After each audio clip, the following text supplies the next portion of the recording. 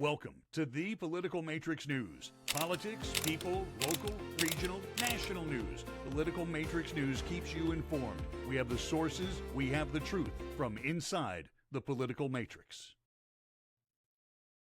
Hey, the Political Matrix News. We are Tuesday, the 25th of June. We are eagerly anticipating the Trump and Biden debates, the president versus the president.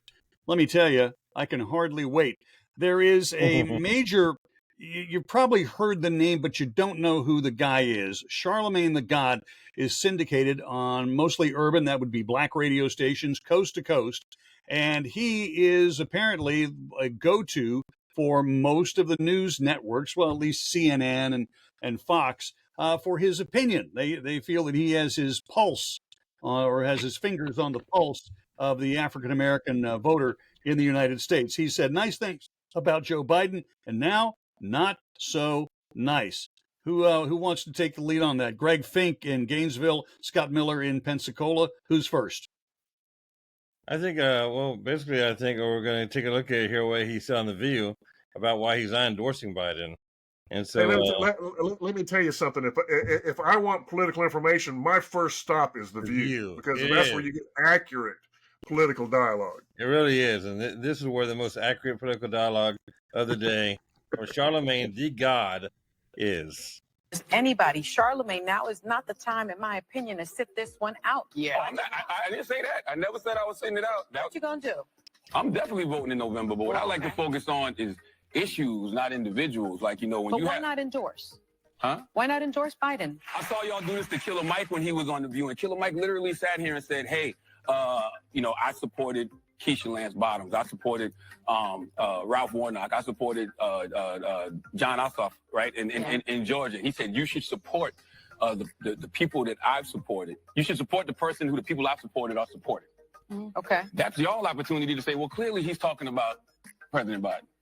Why do y'all need us to say this if we don't feel comfortable saying it? No, it's not that we need you to say it, but I think other folks need to hear. Well, the reality is I think both candidates are trash. So but I am going to vote in November, and I'm going to vote my best interest, and I'm going to vote who I think, you know, can preserve democracy. So if I think both candidates are trash and I don't feel like, you know, endorsing one, would you rather me endorse an individual or endorse the fact that, hey, we need to go out here and protect democracy? Wow. Yeah. That's the kind of guy we want to get behind our campaign. Both candidates are trash. What kind of political dialogue is that? Really? Well, at least that's deep. Oh, good man. Yeah. I can't believe it. That's ridiculous. I mean, and The View wastes their time and their money and everything, bringing people on to talk about that. I mean, and then the people that watch The View for their political direction. No, guys, you're missing something. Again, as I said, he's a go-to. He's readily available. He is accessible for television because he streams his show. He's got a great video link, as good or better than what we're using right now. And he makes himself available. That's how he has become a nationally known personality. It's all in how you work the media.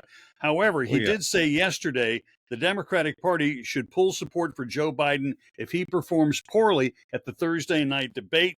He said that the party may need to focus on undecided voters who could turn away from Biden following the debate. I think that's really, really interesting. And now he's just making that observation. Yeah. And the other observation I've heard lately is that Trump could be picking up anywhere from 20 to 30% of the African-American vote nationwide, much greater than he had in 2020. And that's enough to really throw the election, no matter how much the Democrats cheat. Exactly. I mean, it's too big to rig. Well, the conventional wisdom for decades has been that the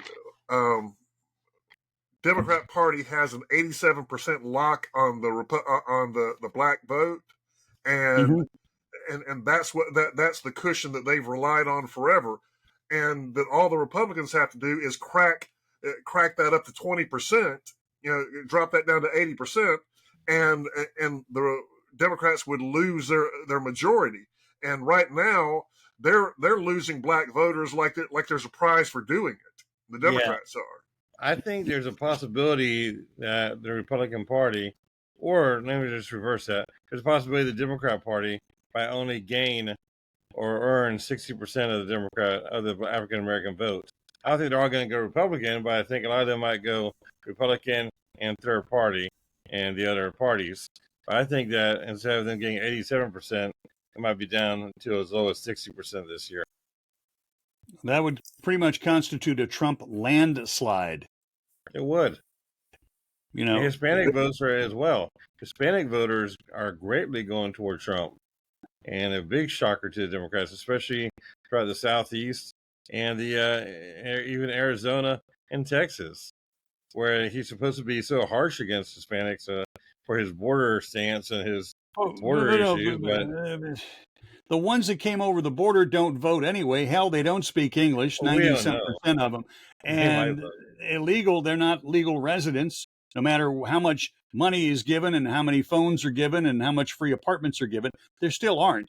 So I'm not worried about that. I mean, I'll do when I lived in San Antonio, is 20, 30 years ago, of the population, Hispanic population, was pushing 60%. It's probably over that now. Of that 60%, 30 of that 60% live their life exclusively in Spanish and Espanol. There were 3 Spanish TV stations, 8, 10, maybe a dozen radio stations, and a newspaper.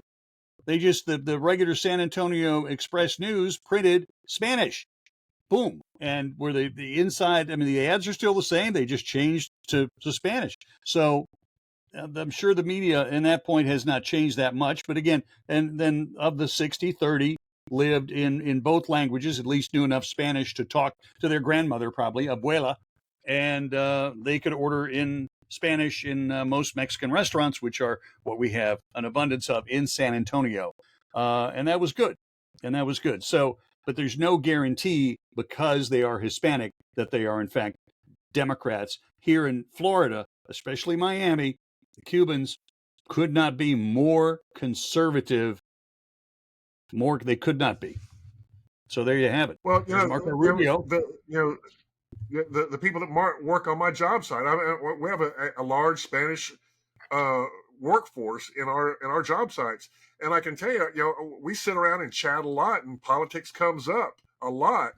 And the thing the Democrats, they're trying to import all of these people from these Latin American countries because they're refugees. They're here for what's the Does word? This translate? They're using translate for asylum. They're looking for asylum, and political. Yeah. The fact is that the Spanish workers that work for me tell me almost exclusively that they're running from communism. When when they come up here, I mean, some of them are running from drug violence, but a lot of them are running from communist dictatorships, and they could not hate anything more than socialism. They despise it. They come up here to work for a living, and that's not what you do in a communist society. No. And so they hear socialism and stuff like that. While I agree that they're largely not going to vote, I mean, there'll be some of them who illegally vote. I'm just going to say there are, but the majority of them don't. But they do talk, and they talk to people and are friends with people who are citizens who do vote. And when they tell them those stories, they relate their real life first person experiences with socialism. Then it's a good killer for the Democratic Party, and every day the Democrats are importing more of them, and they just don't realize it. But they'll realize it too late.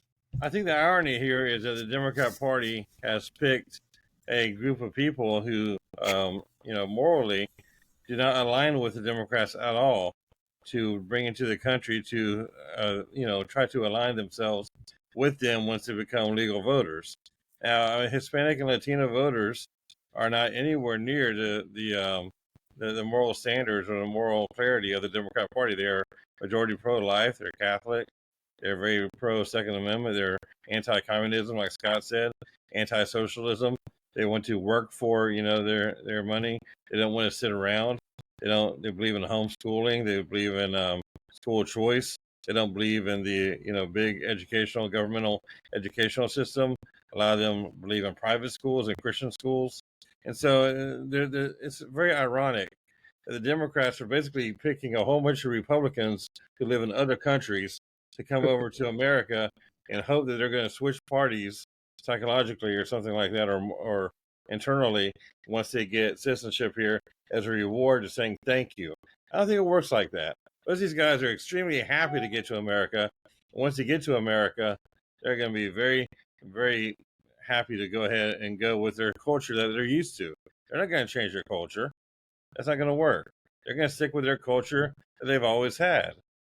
And so, well, I mean, it's like California. We were talking earlier about California and all the people that California is running off, and the people that they're running off tend to be the conservatives. I thought it was funny, a little ironic, that that when Trump won the first time, you had all these Democrats swearing they were going to leave the country, and what wound up happening is, of course, they didn't do that. Then Biden wins, and you have all of these various localities, these blue states and blue areas where they're promoting these blue policies, these liberal policies, and these guys are just and the Republicans are the ones who are relocating. They're like, I'm not doing this. So the Republicans are actually doing what they say.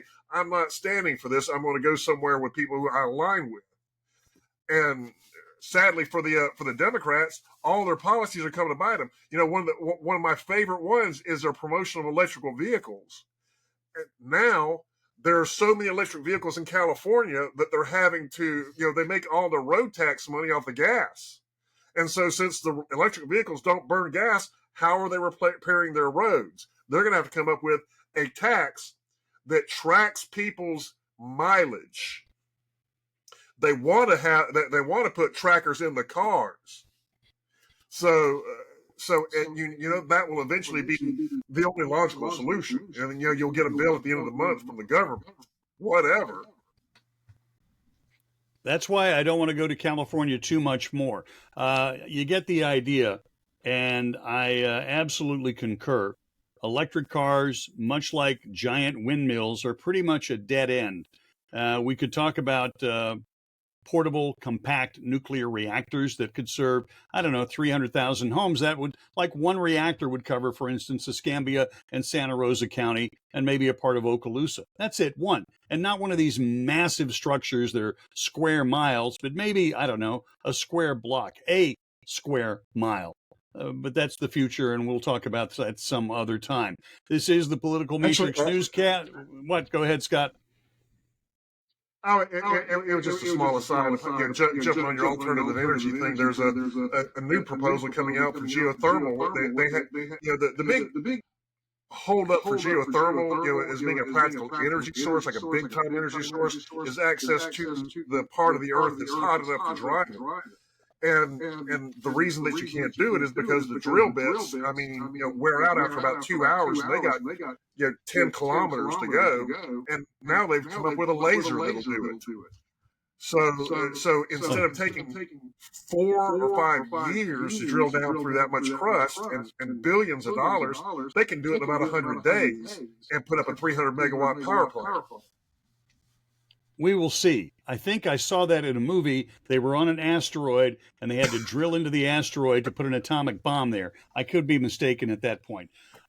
Greg Fink's in Gainesville. Scott Miller is in Pensacola. I'm Rob Milford in Orlando. We are watching out all across the state and the nation because that is where you will find the Political Matrix.